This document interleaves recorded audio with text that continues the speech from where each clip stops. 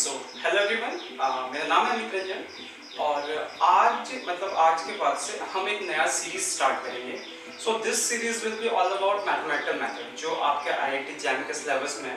So basically will cover all those parts. हम सारी चीज़ों को वहाँ पे एक एक करके कवर करेंगे, बिल्कुल बेसिक से जो आपका टॉपिक, मतलब अगर आप मैथमेटिकल मेथड की बात करो सो मतलब इतना आप लगा सकते हो कि ये आपके इंटायर मैथमेटिकल मतलब इतना समझ लो कि आपका जो मतलब आईआईटी जैम का सिलेबस है इसका ऑलमोस्ट 20% पार्ट कम से कम, मतलब एटलीस्ट मैं मान के चल रहा हूँ कि ये 20% पार्ट जो कवर करेगा। मैं बाद में आपको दिखा दूंगा कि कैसे मतलब मार्क्स डिस्ट्रीब्यूट होते हैं, किस टॉपिक से कितने क्वेश्चंस आते हैं या जो भी है, तो वो सारी चीजें हम देख लेंगे। बट इसके साथ ही ये चीज भी ध्यान रखना कि सेम टॉपिक जो आपका मैथमेटिकल मेथड, मतलब आज जैसे हम वेक्टर कैलकुलस स्टार्ट करेंगे, सो वेक्टर कैलकुलस जो होगा ये आपके आईआईटी जैम में भी पूछा जाएगा, आपके सीएसआईआर नेट में भी पूछा जाएगा। उसके बाद अगर आप फिजिकल साइंस में बेसिकली, सो उसके बाद अगर आप देते हो इसका जस्ट एग्जाम तो उसमें भी पूछा जाएगा और टीएफआर से भी पूछा जाएगा। ठीक, तो मैं वो सारी चीजें बता दूंगा कि किस ईयर मतलब पीवाईक्यूज को जब हम मतलब उसका एनालिसिस करेंगे तो हम वहां पे देख लेंगे कि किस टॉपिक से कितने क्वेश्चंस आते हैं और कहां से क्या क्या होता है। ठीक है, सो चलिए शुरू करते हैं, बहुत ज्यादा टाइम वेस्ट करेंगे नहीं। तो आज का जो हमारा टॉपिक होगा that will B vector calculus. ध्यान रखना, the topic will be vector calculus. ठीक है, बहुत ज्यादा डिटेल में भी जाने की कोशिश करेंगे, बट इस चीज का ध्यान रखना कि इस चीज को भी ध्यान रखेंगे कि हम बहुत मतलब इतनी ज्यादा थ्योरी ना कर लें कि ताकि आप लोग भी बोर हो जाओ। ठीक है, okay. So when we talk about vector calculus, so vector calculus में दो टर्म्स याद रखना, एक है आपका वेक्टर और दूसरा आपका कैलकुलस। मतलब यहाँ पे वेक्टर्स भी होंगे, कैलकुलस भी होगा। आई होप वेक्टर आपने क्लास 11-12 में काफी अच्छे से किया होगा, तो ज्यादा कुछ आपको करना नहीं है। इसी में अगर आपको डॉट प्रोडक्ट पता है कि a डॉट b क्या होता है, क्रॉस प्रोडक्ट पता है कि a क्रॉस b क्या होता है, अगर इतना पता तो फिर काफी है। And we talk about calculus, तो कैलकुलस में यहाँ पे आपके पास दो क्वेश्चन होता है, मतलब दो चीजें जो आप करते हो।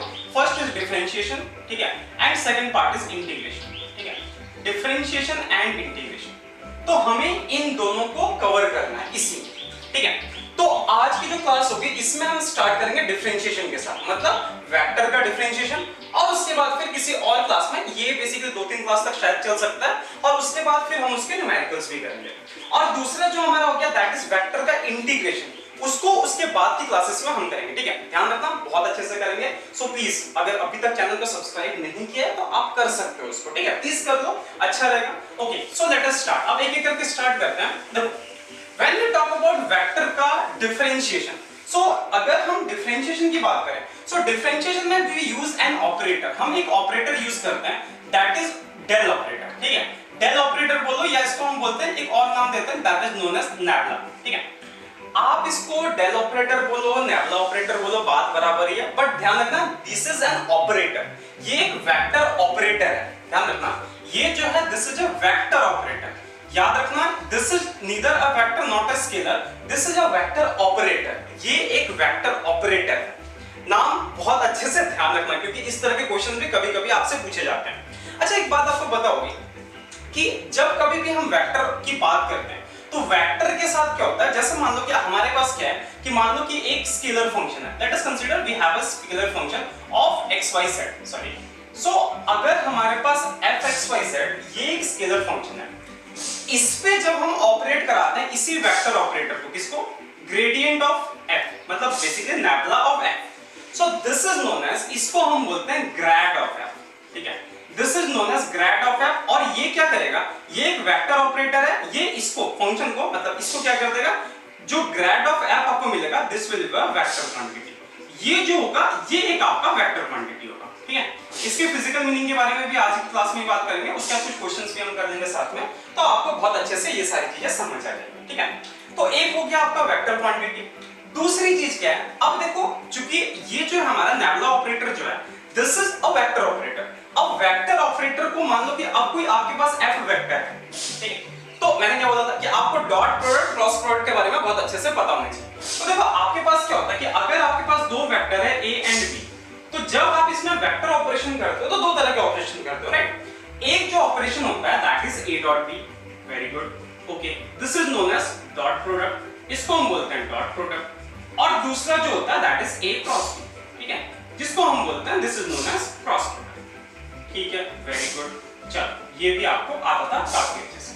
अच्छा, अगर मान लो कि हम ऐसे लिखते हैं a वेक्टर को, ठीक है, यहीं पे रब करके इसको अच्छे से लिख देता हूं। देखो जैसे मान लो कि मैंने ये सारी चीजें बता दी, dot product, cross product, please इन चीजों को ना बहुत अच्छे से लिख के रखना, ठीक है, क्योंकि इनकी हर चीज की बहुत ज्यादा जरूरत पड़ेगी आपको, बहुत ज्यादा। ये सही से रब नहीं हो रहा। Okay, will do this part here. हम यहीं पे इसको करते हैं। देखो ध्यान से, अगर आप ध्यान से देखो, सो मान लो कि आपके पास ए वेक्टर है, ठीक है। If A vector is basically a1 i cap plus b1 j cap plus c1 k cap, right. अगर ये है, और b वेक्टर जो है दैट इज, मान लेते हैं कि उसको ले लेते हैं a2 i cap plus b2 j cap plus c2 k cap, right. मान लो ये है, तो a डॉट b को आप कैसे लिखते हो? So a dot b that can be written as, इसको कैसे लिखोगे आप? सिंपली इन दोनों का प्रोडक्ट ले लो। क्या लेना है? a1 a2 plus b1 b2 plus c1 c2। तो ये चीज आपको बहुत अच्छे से पता होगी। इसको मतलब बस ध्यान रखना, बस मैंने रिवाइज कराया और कुछ भी नहीं। अच्छा, when we talk about a cross b, if we talk about a cross b, then a cross b can be written as, a cross b को आप कैसे लिखोगे? So this can be written as i j k। उसके बाद इसका determinant क्या क्या रहेगा यहाँ पे? So basically this will be, there will be a1 b1 c1 a2 b2 c2, that's all। अब इसका डिटरमिनेंट सॉल्व करना, डिटरमिनेंट क्या लोगे? i cap common, i cap को ले लिया आपने, इसको क्या करोगे? b1 c2 minus c1 b2, ठीक है, माइनस j कैप ले लिया आपने, फिर क्या बचा यहाँ पे? इसको ले लो ऐसे, तो a1 c2 minus a2 c1 and so on, right. फिर उसके बाद k कैप को भी ले लो ऐसे। तो ये आपका हो गया क्रॉस प्रोडक्ट, ठीक है। लिख लेना प्लीज, इसको कॉपी कर लो, मैं वेट कर लेता हूँ, ठीक है। तो ये हो गया a क्रॉस b का क्रॉस प्रोडक्ट। तो सेम है, मैंने क्या बोला, जो आपका ग्रेडियंट है, ये जो नैबला ऑपरेटर है, this is a vector function. ये मान लो कि एक वेक्टर ऑपरेटर है, not function, this is a vector operator. और आपके पास मान लो कि जो f है, ठीक है, f अभी क्या लिखा, थोड़ी देर पहले आपने f एक स्केलर लिया था। अब मान लो कि हम क्या कर रहे हैं कि f जो है वो एक वेक्टर फंक्शन लेते हैं, ठीक है। जैसे मान लो कि f एक वेक्टर फंक्शन लेते हैं। सो f एक वेक्टर फंक्शन है, इसको हम लिख सकते हैं कैसे? f1 i cap plus f2 j cap plus f3 k cap, ठीक है, फाइन। याद रखना, अभी जो हम अगली चीज करेंगे, तो हमें क्या करना है?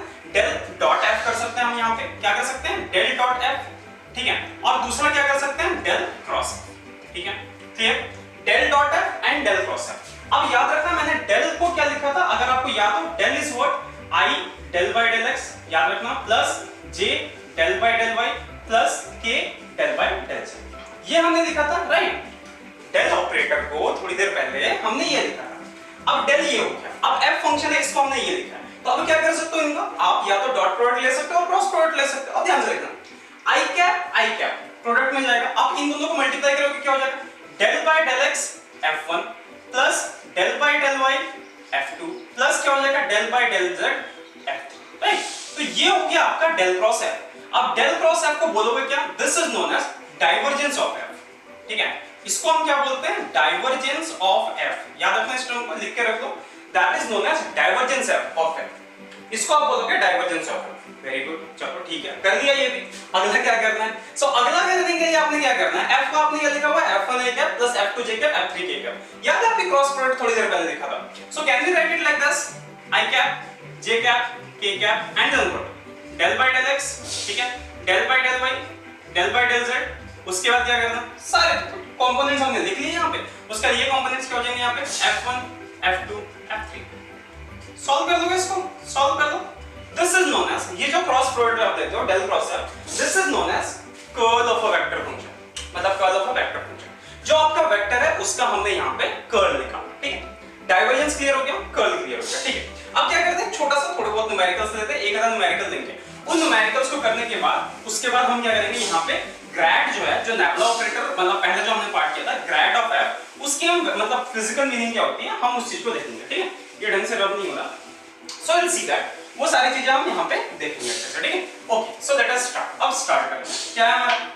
तो मान लेते हैं कि हमारे पास एक फंक्शन है, मान लेते हैं कि हमारे पास क्या एक स्केलर है। सो f(x,y,z), ठीक है, f(x,y,z) that is equal to 3x² plus y² plus z3।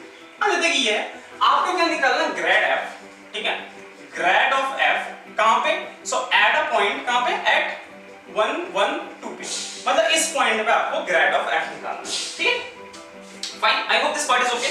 Okay, so let us start कि कैसे करना है इसको। सो हमें ये करना है, नैबला ऑपरेटर लगाना है, नैबला ऑपरेटर ऑफ f। हमें क्या करना है? याद करो, now we have to calculate. अब हमें कैलकुलेट क्या करना है?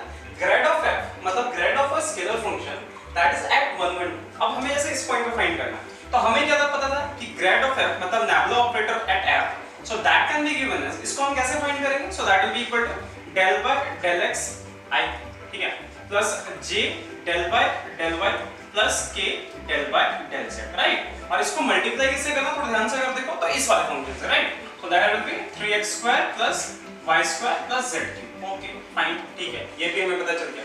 अब क्या करना, अगली चीज क्या है, आप क्या मल्टीप्लाई करोगे, i del by del x of this part, right. So there will be 3x² plus y² plus z3, fine, very good, plus j cap del by del y of what, क्या करना है यहाँ पे फिर से वही 3x² plus y² plus z3, okay very good, ठीक है, प्लस क्या करना है k cap del by del z of again this the same thing, right. So there will be 3x² plus y² plus z3, okay very good. अब हमें ये चीज पता चल गई, फाइन। अब देखो थोड़ा ध्यान से, अब आपने क्या करना है, देखो चूंकि आपने पार्शियल डेरिवेटिव दे रखा है, सो x के रिस्पेक्ट में ये दोनों टर्म्स कांस्टेंट, y के रिस्पेक्ट में ये और ये टर्म कांस्टेंट, z के रिस्पेक्ट में करोगे ये वाला और ये वाला टर्म जो है तो दैट विल बी कांस्टेंट। ये क्या हो जाएगा 6x, राइट, इसका डेरिवेटिव करोगे 6x i कैप प्लस इसका डेरिवेटिव लोगे del by del y of this, तो ये वाला क्या हो जाएगा 2y j cap, fine, very good, plus क्या हो जाएगा आपका इस वाले पार्ट में देखो ये कांस्टेंट, ये इकलौता पार्ट हो जाएगा 3z² k कैप। पॉइंट कौन सा 1 1 2, x की वैल्यू 1 रखेंगे क्या हो जाएगा ये 6i कैप प्लस इसकी वैल्यू फिर से again 1 2j cap plus 3z² मतलब 12k कैप। सो ये क्या हो गया, बेसिकली दिस इज द, ये जो हो गया ग्रेड ऑफ f मतलब ग्रेडियंट ऑफ f एट 1 1 2, ठीक है। इसके फिजिकल मीनिंग के बारे में भी बात करेंगे, बट उससे पहले एक डाइवर्जेंस और एक कर्ल का प्रॉब्लम देख लेते हैं, after that will go to the physical meaning of this thing, right, okay. So what will the physical meaning of all these things? Okay, so let us start that part also. उसको भी चलिए शुरू कर देते हैं जल्दी। अब देखो हमारे पास क्या है, मान लेते हैं कि जैसे मैंने क्या बोला, अगर आपको डाइवर्जेंस और कर्ल निकालना है, सो डाइवर्जेंस और कर्ल के लिए जो आपका फंक्शन चाहिए f जो चाहिए that should be a vector function, वो आपका एक वेक्टर फंक्शन होना चाहिए, ठीक है, फाइन। लेते हैं कोई एग्जांपल, फॉर एग्जांपल जैसे लेते हैं f वेक्टर। सो मान लेते हैं कि f वेक्टर क्या हमारा 3x² i cap plus 4y² j cap plus 3x² minus z² k cap, right. Question थोड़ा ध्यान से देखो, सेम इसी फंक्शन का हम डाइवर्जेंस भी निकालेंगे, कर्ल भी निकालेंगे, ठीक है। अब निकाल के देखते हैं, मान लो कि हमें निकालना है divergence of f, divergence f को लिखने का तरीका दैट इज दिस, इसको हम बोलते हैं डाइवर्जेंस ऑफ f, ठीक है। f is a vector function, okay fine. तो क्या करना है, सबसे पहले आप डेल लिखो, नेबुला ऑपरेटर लिख दो, कैसे लिखते हैं i del by del x plus j del by del y plus k del by del z। I hope this part is okay, ठीक है। डॉटेड विद किसके साथ डॉट होगा, इसके साथ, इस पूरे के साथ, मतलब इस वाले को आपने यहाँ पे लिख देना, ठीक है। मैं लिख नहीं रहा, आप इसको खुद से लिख लेना, ठीक है। I hope this part is okay, okay fine. What is next, अगला क्या करना है अपने को, i से इसको मल्टीप्लाई करोगे, so this will be del by del x of 3x², very good. उसके बाद इससे तो कोई फर्क पड़ना नहीं है, इसको इससे मल्टीप्लाई करोगे, so plus del by del y at कहां पे 4y², right, this part is also fine, plus del by del z of, क्योंकि यहां पे ये दो वेक्टर फंक्शन, जो एक वेक्टर ऑपरेटर और एक वेक्टर फंक्शन, दोनों में डॉट प्रोडक्ट हो रहा है, तो जो भी आएगा that will be a scalar quantity, okay fine. So del by del z of this part क्या हो जाएगा 3x² माइनस z², राइट। अब ये कर सकते हो आप लोग, ये क्या हो जाएगा 6x, ठीक है, I hope 6x is fine, plus del by del y मतलब कितना हो गया 8y, या राइट 8y प्लस इसको डेरिवेटिव लोगे, दिस पार्ट इज 0, ये वाला पार्ट होगा -2z, ठीक है, -2z, वेरी गुड। अब कहां पे निकालना आपने 1 1, पॉइंट हमने कोई नहीं दिया ना, ओके। सो पॉइंट ले लेते हैं 1 1 2, मान लेते हैं कि ये पॉइंट ले लेते हैं, तो 1 पे मतलब 6 plus 1 again 8 plus -2, so 2 into 2 that is 4, तो 14 14 minus 4 that is equal to 10।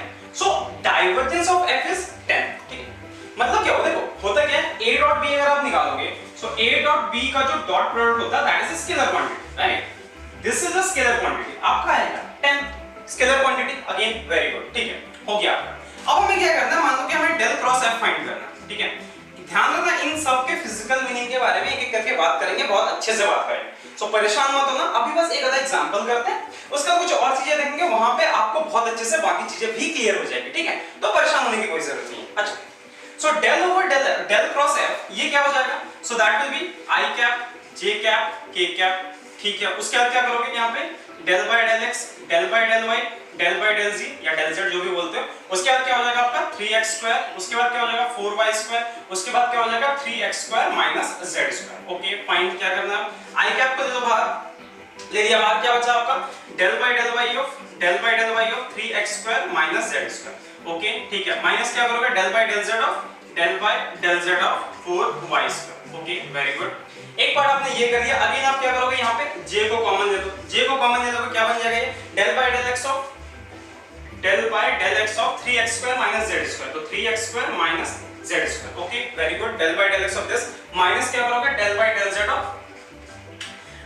z of 3x²। ठीक है, ले लिया हमने इस चीज को भी।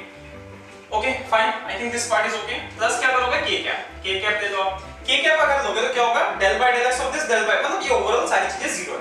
अगर यहाँ पे आप देखो इस वाले डेल y के रिस्पेक्ट में इसको डिफरेंशिएट करोगे 0, z के रिस्पेक्ट में इसको डिफरेंशिएट करोगे 0, z के रिस्पेक्ट में इसको डिफरेंशिएट करोगे 0, k के रिस्पेक्ट में ये तो ओवरऑल 0 आएगा। यहाँ पे एक जो है नॉन जीरो टर्म है, कैसे, so del by del x of 3x², so that is equal to 6x। ठीक है, 6x j कैप, x की वैल्यू क्या रखनी है आपने 1, तो क्या हो जाएगा ये 6 j cap. So that is the final answer, मतलब इसका जो डाइवर्जेंस होगा, इसका जो कर्ल होगा, सो दैट विल बी अ, वो क्या हो जाएगा, that will be a vector quantity.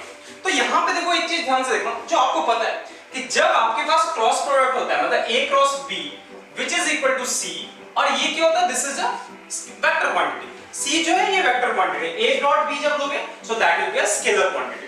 तो ऐसे ही आपको डाइवर्जेंस और कर्ल, ये दो चीजें जो है वो आपको निकालनी है। ठीक है, अच्छा अब हम देखते हैं कि what is the physical meaning of this. जो आपने ग्रेड किया, जो आपने ग्रेड फाइंड किया, सो ग्रेड का फिजिकल मीनिंग जो है वो क्या है। Okay so let us start that part also. Start with the physical meaning of grade, कि आपका जो ग्रेडियंट ऑपरेटर होता है, मतलब basically will start with the physical meaning of grade. ठीक है, कि ग्रेड जो ऑपरेटर है इसका फिजिकल मीनिंग जो होता है वो क्या होता है, इसको पूरा कर देते हैं। चल नहीं रहा, अभी थोड़ा सा ढीला है।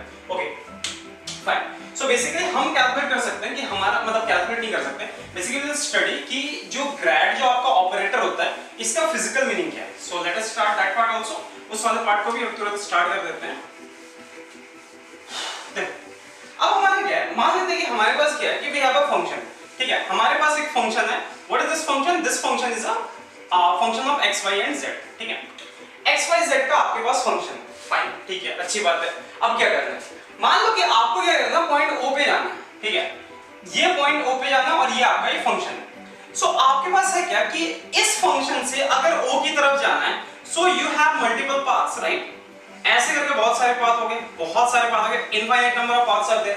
बट ग्रेड का मतलब क्या हो गया कि वो पाथ जो इस पॉइंट तक आपको सबसे तेजी के साथ लेके जाए। आई होप आप सबने वाटर स्लाइड्स देखे होंगे। वाटर स्लाइड्स में होता क्या कि आप यहाँ पे बैठे हो, कोई वो पीछे बंदा बैठा हुआ, वो आपको धक्का मारेगा, फिर आप यहाँ से पानी में चले जाते हो। ठीक है, सो इसका जो स्टीपेस्ट पाथ है, मतलब कितना स्टीप होगा ये, कितना स्टीप हो सकता है ये, so the most steepest path is, मतलब सबसे जल्दी जहां पे आपका फंक्शन जो होगा वो O पॉइंट की तरफ आएगा, so that is known as, इसी चीज को हम बोलते हैं ग्रेडियंट, राइट, इसी चीज को हम बोलते हैं ग्रेडियंट। ग्रेडियंट का मतलब क्या है कि एक पॉइंट से, मतलब ये जो फंक्शन है, जैसे मान लो कि आपके पास क्या है, आप किसी पहाड़ पे चढ़े, मान लो कि आप हिमालयन रीजन पे कहीं पे आप गए हुए हो, और यहां से जब आप नीचे उतरते हो, ठीक है, मान लो कि आपको नीचे उतरना है, अब क्या है, you follow this kind of path, right, कि इस तरह से पाथ जो इसको फॉलो करते हो, you reach to this point. ये ऑप्शन इज देयर, हाँ देखिए ये पॉइंट यहां पे है। ठीक है, अच्छा दूसरा क्या पाथ है कि एक जो पाथ है that is this path is possible, मतलब द स्टीपेस्ट पाथ पॉसिबल, कि किस रास्ते से आप आओगे कि यहां पे जो सबसे तेजी के साथ पहुंच जाओगे, समझ गए। So this thing is known as, ये जो स्टीपेस्ट पाथ है इसी चीज को बोलते हैं हम ग्रेडियंट। और किसी भी फंक्शन पे ग्रेडियंट का मतलब ही होता है नॉर्मली, कि उसमें नॉर्मल जो आपने डाला हुआ है वो नॉर्मल, ठीक है, that normal, that thing is known as basically gradient, कि मतलब वो फंक्शन जो है वो नॉर्मली कैसे चेंज हो रहा है, so that thing is known as gradient, इसी चीज को हम बोलते हैं ग्रेडियंट। ये तो ये वाली बात होगी। और दूसरे तरीके से अगर इसको हम समझने की कोशिश करें तो हमारा क्या होता है, तो उसको एक बार देखते हैं होता क्या है। जैसे मान लो कि आप अपने घर में हो, ठीक है, आपके घर में एसी चल रहा है, कूलर चल रहा है, व्हाटएवर इज देयर, आपके घर में यहाँ पे क्या होता है, एक कोने में एसी लगा हुआ है, ठीक है। सो टेम्परेचर जो होता है एसी के पास का जो टेम्परेचर है दैट इज लेस, ये T1 है मान लो, अगर यहाँ पे T2 है, so T1 is less than T2, right? T1 जो होगा वो T2 से काफी लेस होगा, but we'll see that region, हम उस रीजन को देखेंगे जहां पे, जैसे मान लो कि इस रीजन में, तो इस रीजन में जो टेम्परेचर में जो चेंज होगा, जो स्टीपेस्ट टेम्परेचर में चेंज होगा, ठीक है, मतलब कि सबसे ज्यादा चेंज इन टेम्परेचर जो आपका रीजन हो रहा है, सो दैट, उसी चीज को हम अलग तरीके से बोलेंगे, that is also known as gradient of temperature. मतलब टेम्परेचर जो that is a scalar function, but temperature जो हो रहा है किस डायरेक्शन में तेजी के साथ चेंज हो रहा है, so that is the gradient thing, उसी चीज को हम बोलते हैं gradient. I hope this part is okay. अच्छा, एक चीज याद रखना, ग्रेडियंट और टेंजेंट इन चीजों में थोड़ा सा फर्क होता है। जैसे मान लो कि अगर मैं आपसे पूछ रहा हूं, आपसे क्या पूछ रहा हूं, जैसे मान लो कि आपके पास एक फंक्शन है, ठीक है, आपके पास मान लो कि क्या फंक्शन है कि fx, मतलब मान लो कि आपके पास ऐसे गिवन है कि x equal to t² plus 2t, ठीक है, y that is equal to y equal to 4t minus 2 and z that is equal to t² minus 8t plus 3 या 2 व्हाटएवर। अच्छा, अब आपसे क्या पूछा जा रहा है कि इस पे क्या करना है, ये जो आपका पॉइंट है यहां पे क्या करना है आपको, इस पोजीशन वेक्टर के, इसके क्या करना है आपको, टेंजेंट निकालना है। मतलब इसमें क्या करना है आपको, टेंजेंट वेक्टर जो है, मतलब जैसे मान लो कि आप क्या देखते हो, r that is equal to xi cap plus yj cap, ठीक है, प्लस zk कैप, राइट। अब आपसे पूछा जाए कि find the tangent vector at t equal to 2, t equal to 2 पे आपको अगर टेंजेंट वेक्टर निकालने को बोले, so how will you calculate this thing. So tangent vector calculate करने के लिए आप क्या करते हो, तो basically what you will do कि del r over del t find करोगे आप, right. You will find del r over del t, but so r का मतलब क्या हो गया आपका, सो t² plus 2t, right, t² plus 2t i cap plus y का मतलब क्या हो गया 4t minus 2 j cap plus क्या हो जाएगा यहाँ पे t² minus 8t plus 2 times k cap, right. This part is okay. अब इसका क्या करना है आपको, del बाय del t निकालना है, निकाल सकते हो आप आराम से। इसको क्या करो, t के रिस्पेक्ट में डिफरेंशिएट करो, this will be what 2t plus 2, ठीक है, i cap plus 4 j cap plus 2t minus 8 times k cap. अब t की वैल्यू 2 रख दो, 2 रख दोगे क्या हो जाएगा 6 i cap plus 4 j cap plus, अब ये क्या हो जाएगा 2 2 4 4 minus 8 that is equal to minus 4 k। So this is the tangent vector, ये आपका क्या हो गया, टेंजेंट वेक्टर आ गया। और जब आपको नॉर्मल कैलकुलेट करने को बोले तो उस केस में क्या करोगे, आप ग्रेडियंट फाइंड करोगे। इसका नॉर्मल बाय द वे उस तरीके से नहीं निकलेगा, थोड़ा सा अलग तरीके से निकलेगा। So we will do that, इसको हम किसी और सेशन में करेंगे। मतलब बेसिकली आपको पार्शियल डेरिवेटिव लेना है x के रिस्पेक्ट में, बट अगेन यहाँ पे x is also function of t, तो आपको पता है कैसे करते हैं, राइट। कि आपको क्या करना है, del f over del x, उसके बाद del x over del t, तो ये चीज करोगे, उसके बाद करोगे तो इस तरीके से आपका ग्रेड निकलेगा, and that grade is normal, वो नॉर्मल होता है, ठीक है। तो इस तरह के क्वेश्चंस के बारे में अगली क्लास में बात करेंगे। अच्छा, एक चीज और कि आपको कभी-कभी कंफ्यूजन हो सकती है कि सर इस टॉपिक के लिए बुक कौन सी फॉलो करें। सो देखो, अगर आपके पास एच के दास है that is also good, BS Grewal that is also good, या फिर कोई आप जैसे सॉन्ग सीरीज से करते हो दैट इज आल्सो, कोई भी एक स्टैंडर्ड बुक, कोई भी स्टैंडर्ड बुक आप ले लो, बस ये लोकल ऑथर कोई मत लेना, कोई भी स्टैंडर्ड बुक ले लो, आराम से आपका पूरा आईआईटी जैम ऑलमोस्ट जो होगा वो कवर कर देगा, ठीक है। सो स्पेसिफिकली अगर मैं इसकी बात करूं, वेक्टर कैलकुलस की बात करूं, सो इसके लिए आप एच के दास या BS Grewal, even song series अगर है तो इनमें से किसी एक को आप फॉलो कर सकते हो, ठीक है। ओके, सो अगला जो सेशन होगा हमारा, उसमें हम डिस्कस करेंगे डायरेक्शनल डेरिवेटिव और उसके बाद physical meaning of divergence and physical meaning of curve. तो उन चीजों को एक बार देख लेंगे, वो सारी चीजें हमारी खत्म हो जाएगी। उसके बाद फिर हम उसमें कुछ और तरह के नए तरह के प्रॉब्लम्स और जो आपके मतलब स्टेटमेंट वाले प्रॉब्लम होते हैं, वर्ड प्रॉब्लम जो होते हैं, हम उनको सॉल्व करने की कोशिश करेंगे, ठीक है। सो मिलते हैं जल्दी, और अगर अभी तक आपने चैनल को सब्सक्राइब नहीं किया तो सब्सक्राइब कर लो, ठीक है। मिलते हैं अगली क्लास में, तब तक के लिए tata, take care, bye bye.